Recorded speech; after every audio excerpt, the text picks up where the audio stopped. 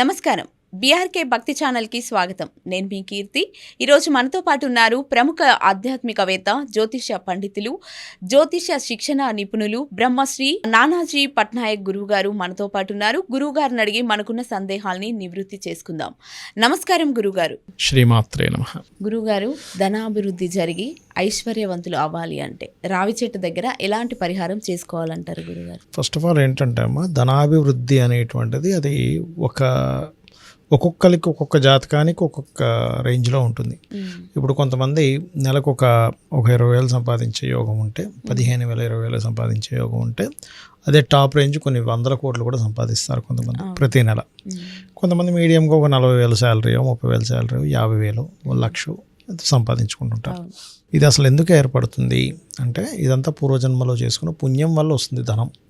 ఎందుకంటే ఆదిశంకరాచార్యుల వారి వృత్తాంతంలో కూడా అతను భిక్షాటన చేసుకుంటూ ఒక ఇంటి దగ్గర ఆగినప్పుడు ఆ యొక్క స్త్రీమూర్తి వృద్ధురాలు ఒక ఎండిన ఉసిరికాయని ఇస్తుంది.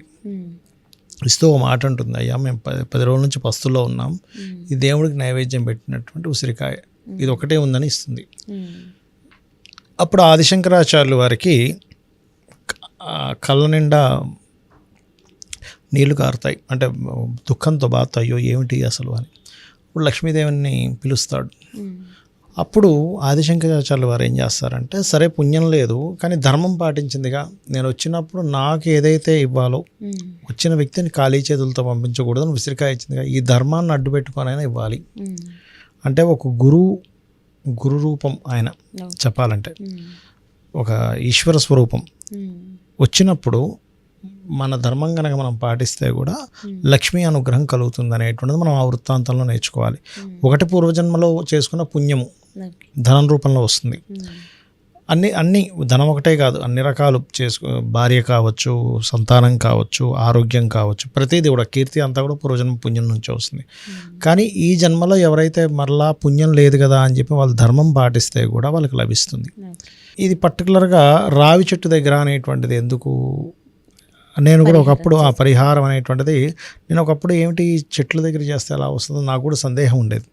కానీ మనకి ఒక గ్రంథం ఉందమ్మా, ఆ గ్రంథంలో చాలా పర్టికులర్గా ఎటువంటి పాపాలకు ఎటువంటి పరిహారాలు జరుగుతాయంటే ఎటువంటి శిక్షలు అనుభవిస్తారు. కర్మ విపాకం అనే ఒక గ్రంథం ఉంది, కర్మ విపాకము. అందులో పర్టికులర్ సాంస్క్రిట్ గ్రంథం అది. అందులో ఉంది రావి చెట్టుకి సంబంధించినటువంటిది. అందులో మనం ఇప్పుడు రోడ్ల మీద చూస్తుంటాం, చూసారు 4 రోడ్ల మధ్యన అది కొంతమంది నిమ్మకాయలు, అన్నము ఇలాంటిది పెట్టి వదిలేస్తారు. నేను ఒకప్పుడు చూసి ఏమిటి ఇట్లాంటి పనులు చేస్తున్నారు అనుకునేవాడిని. కానీ ఆ గ్రంథంలో ఉంది విషయం. అదేమిటంటే కొన్ని శక్తులకి ఆహారం అన్నమాట అది.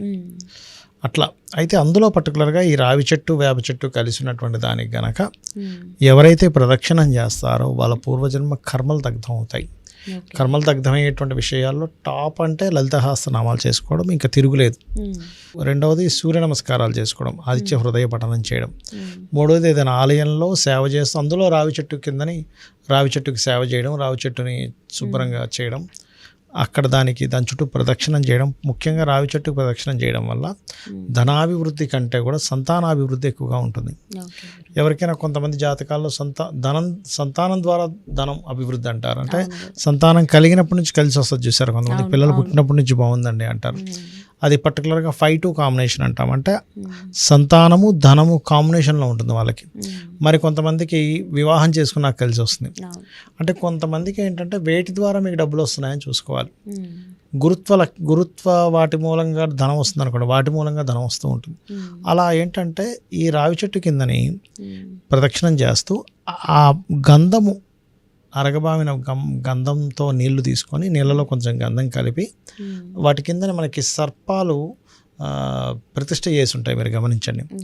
వాటి మీద కనుక అభిషేకం చేసినట్లయితే మీ జన్మజాతకంలో పర్టికులర్గా సర్పదోషం వల్ల ధనాభివృద్ధి ఆగిపోతుంది కొంతమందికి. అంటే ధనభావము సర్పదోషము కలిసి ఉంటాయి కొంతమందికి. అలాంటప్పుడు ఏమైపోతుందంటే అది బ్లాక్ అయిపోతుంది. దాన్ని బ్లాక్డ్ ధనయోగ చక్ర అంటారు. అంటే ధనయోగం ఉంది కానీ బ్లాక్ అయిపోయి ఉంది. బ్లాకుడు భాగ్యచక్ర ఉంటుంది, బ్లాకుడు ధనయోగ చక్ర ఉంటుంది.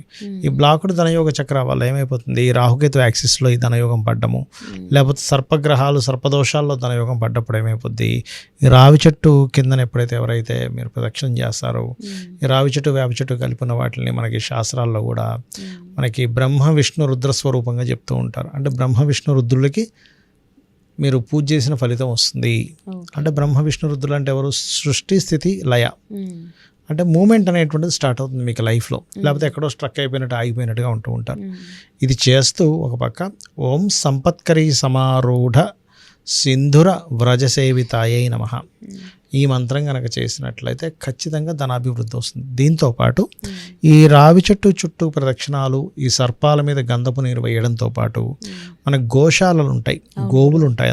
అందులో దేశీవాలి గోవులు, జెర్సీ ఆవులు వేరువేరుగా ఉంటాయమ్మా. ఈ జెర్సీ ఆవుకి మీరు తినిపించండి, ఏదో ఒక ప్రాణికి పెడుతున్నా అనే భావంతో తినిపించండి, కానీ మీరేం ఎక్స్పెక్ట్ చేయకండి దాని నుంచి ఏమి రాదు. దానివల్ల దేశీ ఆవుకి ఒక 3 చపాతీలు తీసుకొని ఆయిల్ పొయ్యకుండా ఆ చపాతీలు వేడి చేసి దానికి తేనె పూసి గోవులకు తినిపించండి. తినిపించినట్లయితే ఖచ్చితంగా ఏమవుతుందంటే ఈ గోవులకి తినిపిస్తూ ఉన్నప్పుడు ఇందాక నేను చెప్పినటువంటి మంత్రం ఓం సంపత్కరీ సమారూఢ సింధుర వ్రజ సేవితాయ మంత్రం వల్ల మీకు ఫైనాన్షియల్ గ్రోత్ పెరుగుతుంది. ఎంతోమంది ఇది. ఇంకొకటి వాస్తుపరంగా కూడా ఏంటంటే నార్త్ వాళ్ళకి ఎప్పుడైనా వైట్ కలర్ ఉండేలా చూసుకోండి. నార్త్లో బాత్రూమ్స్ ఉండడము ఇవి ఉండకూడదు. ఇవి ఎప్పుడైతే ఉన్నాయో నార్త్ అనేటువంటిది ఉత్తరే నిధి సంస్థితం అని చెప్పింది శాస్త్రం. ఉత్తరానికి కుబేరుడు అధిపతి. కుబేరుడు దేనికి అధిపతి? ధనానికి అధిపతి. సో ధనస్థానంలో మనం వెళ్ళి లెట్రిన్ బాత్రూంలో మలమూత్ర విసర్జనలు చేస్తాం, మనకి ధనం ఎందుకు వస్తుంది? రాదు కదా. ఇప్పుడు ఒక వ్యక్తిని మనం వెళ్ళి అవమానించాం, ఒక బాస్ ఉన్నాడు ఉదాహరణకి, ఒక ఆఫీస్కి బాస్ దగ్గరికి వెళ్ళి పెద్ద పెద్ద కేకలు వేసేసి గట్టిగా వేసేసి వచ్చేసాం, మీ ఉద్యోగం ఉంటుందా? అసలు ఉద్యోగం చేయడానికి వచ్చి నా మీద వస్తుంది అంటే తీసేయండి అంటారు. అంతే కదమ్మా. ఇప్పుడు అరవడానికి వచ్చిందా, ఉద్యోగం చేయడానికి వచ్చిందా అంటారు. అంతే కదా. అది ఎట్లాగో మనం ఏం చేస్తున్నాం, ఇంట్లో ఉత్తరాన్ని కుబేరుడు అధిపతి, గృహంలో కుబేరుడు ఆయన అధిపతి, ఆ ఇంటికి ధనం ఇచ్చేవాడు. అక్కడ పోయి మనం పోయి లెట్రిన్లు బాత్రూంలు పోతే వీడియో కూడా నా మీదకి వచ్చి పోస్తున్నాడు, ఇది ధనం ఇవ్వద్దంటారు. అంతే కదా. అక్కడ దేవత ఉంది, అక్కడ కుబేరుడు ఉన్నాడు, ఆడ అది లక్ష్మీ స్థానంగా చెప్పారు శాస్త్రంలో. కాబట్టి ఆ రకంగా ఇబ్బందులు వస్తాయి ఫైనాన్షియల్గా. కాబట్టి తెలియక చేసే తప్పులు ఇవన్నీ. పెద్ద పెద్ద అపార్ట్మెంట్స్ ఇవాళ రేపు చూస్తుంటాం కదా, నార్త్లో బాత్రూమ్, ఫస్ట్ అక్కడ ఉండే బాత్రూమ్ తీసేయాలి ఇమీడియట్లీ. లేదు తీయలేని పక్షంలో కనీసం దానికి ఒక ఐరన్ పట్టీ అయినా అల్యూమినియం పట్టీ అయినా వేసుకుంటూ ఇందాక మనం చెప్పినటువంటి పరిహారాలు కనుక చేసుకున్నట్లయితే 100% ఫైనాన్షియల్ గ్రోత్ అనేటువంటిది ఉంటుంది వారికి. ఓకే. ఈ రావి చెట్టు ప్రదక్షిణలు కానీ ఈ మంత్రాన్ని జపించడం కానీ ఏ టైంలో చేయాలంటే? ఉదయం పూట చేయాలమ్మా. కనీసం 10:30-11 లోపలే కంప్లీట్ చేసుకోవాలి. ఎన్ని రోజులు చేయాలంటారు? వీళ్ళకి ఫైనాన్షియల్ స్ట్రెస్ తీరే వరకు కూడా. ఏముంది 5-10 నిమిషాల పని, పెద్ద కష్టమే ఉంది చెప్పండి. అంటే పర్టికులర్గా 41 days 45 days అట్లా ఒకటేనమ్మా. ఎప్పుడు కూడా 41 days అని పెట్టుకుంటే ఏమవుతుందంటే ఎప్పుడు అయిపోద్దా అని చూస్తుంటాం. అవును గురుగారు. అంటే ఎప్పుడు అయిపోద్దనే తలంపుతోనే చేస్తాం, కానీ మనం శ్రద్ధగా చేయం. ఫస్ట్ ఆనందంగా చేయండి. అసలు మీరు 41 days అక్కర్లేదు, అతి తక్కువ రోజులు కూడా రిజల్ట్ వస్తుంది, ఆనందంగా చేస్తాయి. కష్టంగా చేస్తారు చాలామంది, దీక్షలు కూడా తీసుకుంటారు.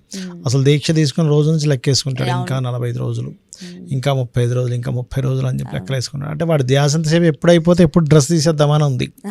ఇంకా మీకు దీక్ష ఫలితం ఎక్కడ వస్తుంది? కొంతమంది అయితే నేను చూస్తుంటాను, దీక్ష అయిపోయాక డ్రెస్ అక్కడ తీసేసి వస్తూ బార్ షాప్కి వెళ్ళేసి వస్తాడు. దీక్ష తీసుకొని ఏం లాభం చెప్పండి? చక్కటి విషయాన్ని వివరించారు. ధన్యవాదాలు గురుగారు. శ్రీమాత్రే నమః.